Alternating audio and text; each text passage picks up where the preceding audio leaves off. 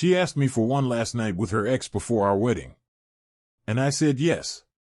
Not because I was okay with it, but because I needed to see, with my own eyes, who she really was before I gave her my entire life.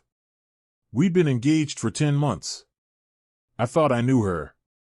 I thought we were past the doubts, the fears, the testing. We had a house we were moving into after the honeymoon. My parents had spent a fortune on the venue, and she'd already picked out the dress months ago. Everything was locked in. Final. Supposedly. Then one evening, just 2 weeks before the wedding, she came to me with this request. It wasn't even masked with guilt. No tears. No breakdown.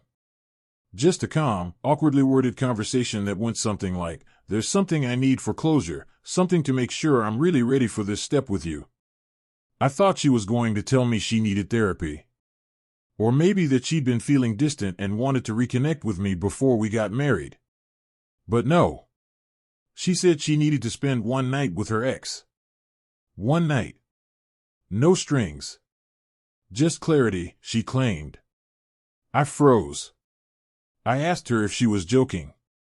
She said she wasn't. She said she respected me enough to ask instead of hiding it. That if I truly loved her, I'd understand. Understand what? That she wasn't done with someone else? I sat there in silence, trying to process what was happening. My fiancée, my supposed future wife, was asking me for permission to sleep with someone she used to love. A man she told me she was over.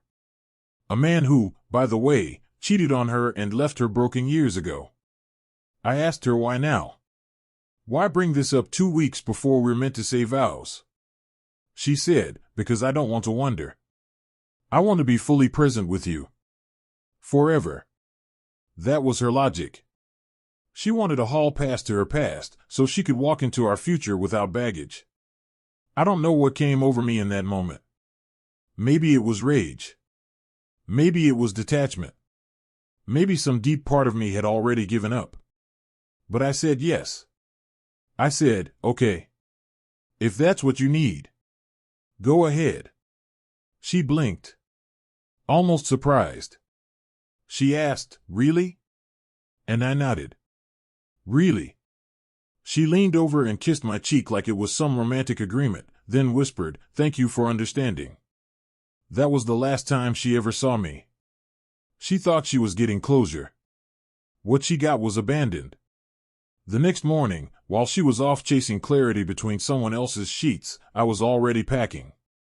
I left the apartment, canceled everything in my name, flights, my suit order, hotel bookings for my side of the family. Then I called the venue. I told them the wedding was off. They asked if the bride would confirm as well. I told them, she will. Just give her until tomorrow. She'll understand. I didn't argue with anyone. I didn't scream, I didn't post online, I didn't even call her. I just disappeared. The silence was my answer to her request. I blocked her on everything, even changed my number. My friends told me I was being cold. That I owed her a conversation. That if I really loved her, I should have at least explained. But no. I didn't owe her anything after that. Because when someone asks for a final night with their past while you're standing at the door to their future, they've already made their choice. They just want you to approve of the betrayal. I just decided I wouldn't stick around to validate it. Later, I heard from one of her friends that she was a mess. That when she came back and found the apartment emptied, she thought we'd been robbed. Then she realized it was just me. Gone. She tried reaching out to my parents. Tried to send letters to my office. Even made a post online about how I'd abandoned her without warning and how she made one mistake.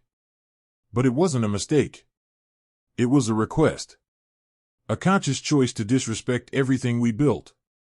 And now she'll never get the wedding photos, never wear the dress she loved so much, and never know where I went or why I disappeared without a goodbye. Because the moment she chose to give herself to her ex one more time, she gave me every reason not to be her husband.